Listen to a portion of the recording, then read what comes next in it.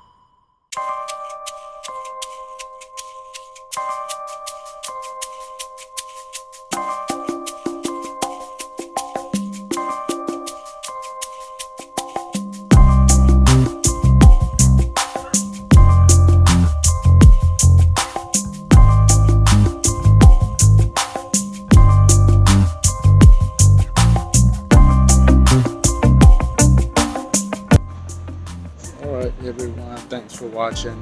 Hope you enjoyed that video.